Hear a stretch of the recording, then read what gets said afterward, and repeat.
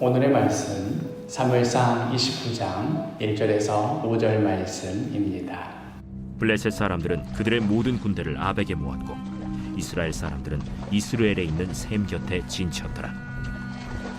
블레셋 사람들의 수령들은 수백 명씩 수천 명씩 인솔하여 나아가고 다윗과 그의 사람들은 아기스와 함께 그 뒤에서 나아가더니 블레셋 사람들의 방백들이 이르되 이 히브리 사람들이 무엇을 하려느냐?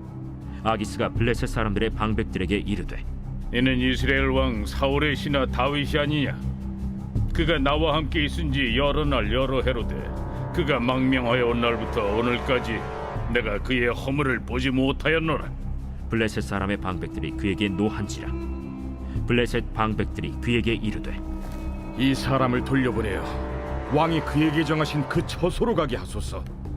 그는 우리와 함께 싸움에 내려가지 못하리니 그가 전장에서 우리의 대적이 될까 하나이다.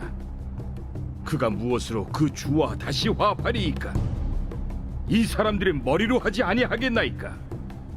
그들이 춤추며 노래하여 이르되 사울이 죽인 자는 천천히요 다윗은 만만이로다 하던 그 다윗이 아니니까.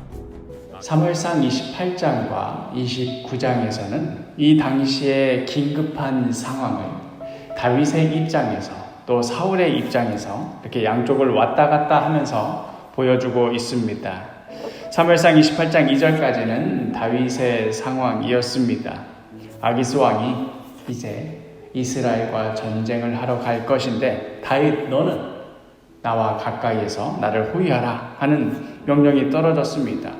이제까지 블레셋 사람 아래에서 철저하게 이종 생활을 감행해 온 다윗이었건만 이제 이 상황 앞에서 드디어 자신의 정체가 드러날 그런 위기에 처했습니다. 이렇게 블레셋의 편에 서서 이스라엘과 싸울 수도 없는 노릇이었고 그렇다고 이제 와서 새삼스레 이스라엘과는 싸울 수 없다고 내뺐다가는 그의 정체가 탄로나서 이 블레셋 사람들에게 죽임을 당할 수도 있었습니다. 하지만 다윗은 일단 당장에 살 수 있는 길을 택하지요. 마음에는 없지만서도 블레셋의 편에 서서 이스라엘과 싸우겠노라 이렇게 말을 합니다. 이제 이런 다윗을 그대로 두면 어떻게 될 것인가? 이제 다윗을 이스라엘의 왕으로 세우시려는 하나님의 계획은 어떻게 될 것인가 하는 의아함을 남겨둔 채 사건은 갑자기 이제 사울의 입장으로 돌아갑니다. 쳐들어가려는 블레셋 상황에서 이제 공격을 받게 되는 이스라엘 상황으로 이제 전환이 되는 것이지요. 여기에서도 여기 나름대로 이제 난리인 상황입니다. 두려움에 떨고 있던 사울이 얼마나 다급했는지 제 손으로 몰아낸 무당을 이제 와서 제 손으로 찾아가서 도움을 구하는 그런 일이 펼쳐집니다. 그러나 어제 함께 말씀을 나눴듯이 사울의 운명은 결정이 나 있었습니다. 이제 다음 날이 되면 블레셋과의 전쟁이 벌어지면 바로 그날 사울은 물론이요 그의 아들들까지도 다 함께 죽을 운명이었습니다. 다윗의 편에서 봐도 위기, 또 사울의 편에서 봐도 위기였습니다. 이렇게 해서 사울이 전쟁에서 죽게 되면 당연히 왕이 죽었으니 이스라엘에게서 있어서는 치명적인 위기가 될 것이고 동시에 블레셋 편에서 본다 하더라도 다윗 없이도 사실 끝장이었습니다. 어떻게 이 상황을 멈출 수 있을까? 그냥 상황이 이렇게 흘러가는데 이대로 끌려가고 말 것인가? 자신이 어떻게 해야 될지 알지도 모른 채 그냥 앞으로 나아갑니다. 오늘 본문의 2절에 블레셋 사람들의 수령들은 수백 명씩 수천 명씩 인솔하여 나아가고 다윗과 그의 사람들은 아기스와 함께 그 뒤에서 나아가더니 어떤 심정으로 따라갔겠습니까? 무슨 뾰족한 수가 생각이 났었겠습니까?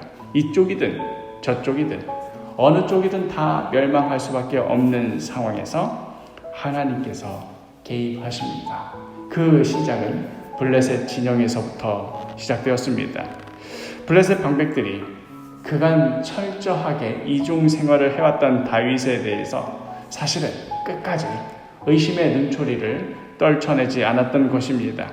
그리하여 전쟁을 앞두고 이제 곧 전투가 벌어질 것인데 이 전투를 앞두고 어지간하면 왕과 갈등을 일으키지 않는 법인데 심지어 전쟁 중에 왕의 명령을 어겼다가는 굴령으로 즉심 사형도 가능한 상황에서 블레셋 방백들이 왕에게 그 명령을 거부하고 분노하기까지 합니다. 4절에 블레셋 사람의 방백들이 그에게 노한지라.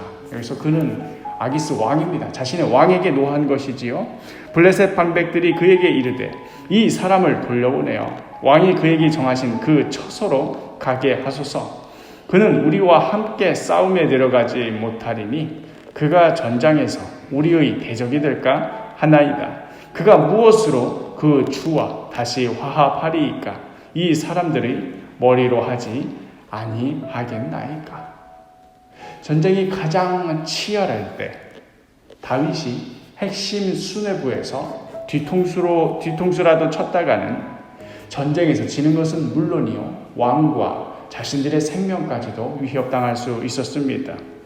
저 멀리에서는 다윗의 눈에는 익숙하기 그지없는 이스라엘의 군대의 모습이 보이지, 지금 가까이에서는 자신을 의심하며 배척하는 상황이 벌어지고 있지. 다윗은 이러지도 저러지도 못하는 상황에 자신의 의지와는 상관없이 여기저기 떠밀려가는 그런 판국이었습니다. 이제 오늘 전쟁은 어떻게든 넘어간다 치더라도 이 전쟁이 끝난 후에 이렇게 자신을 의심하였던 블레셋 방백들이 그 후에 다윗을 향해 어떻게 대할지 알 수가 없었습니다. 그를 향해 칼날을 드는 것은 시간 문제였는지도 모르겠습니다. 또다시 다윗 인생의 최대 위기가 찾아온 것이었습니다. 우리 모두는 이후에 다윗의 이야기를 잘 알고 있기에 이 일이 사실 알고 보면 다윗이 블레셋 편에 서가지고 이스라엘과 싸우는 그 자리에서 밀려난 것이 얼마나 다행인가 하는 것을 나중에서야 우리는 보게 되지만, 지금 이 상황 속에 있는 다윗은 그것을 알 리도 없고 볼 수도 없습니다. 숨이 막힐 정도로 좁혀오는 이 위기 상황에 어떻게 대처해야 될지를 모릅니다. 사랑하는 사도교회 식구 여러분, 사실 우리 인생도 마찬가지 아니겠습니까? 하나님 편에서는 더 큰 위험으로 밀려가는 우리를 붙드시고 마침내는 하나님의 선하시고 아름다운 길로 인도하시는 그러한 하나님의 손길인데, 우리 편에서 보자면 그것은 마치 서서히 좁혀오는 위기와 절망의 상황으로밖에 보이지 않는 것이지요. 내가 뜻하던 대로, 내가 계획하는 대로 진행되기만 하면 참 좋겠는데, 그렇게만 되면 모든 게 다 끝날 것 같은데, 그런데 그렇게 되지 않아서 괴롭고 낙심하고 주저하게 됩니다. 그러나 바로 그러한 때라 하더라도 하나님께서 우리 삶에 개입하시고 우리를 붙드시고 지켜주신다는 사실에는 변함이 없습니다. 그러니 이제 우리의 시선을 그저 상황에만 두고 그 위기에만 몰입하던 것을 멈추고, 이러한 어려운 상황 가운데도 여전히 우리를 붙드시고 지키시고 인도하고 계시는 하나님의 손길에 집중하십시오. 오늘도 혹시라도 숨막혀오는 위기 가운데 허우적대는 우리 성도들이 계신다 하더라도 그 상황에서, 그 순간에서 여전히 우리 삶 가운데 개입하시며 우리를 붙드시며 우리를 지키시고 계시는 하나님을 바라보며 하나님을 소망하며 살아가는 복된 하루가 되기를 간절히 축복합니다.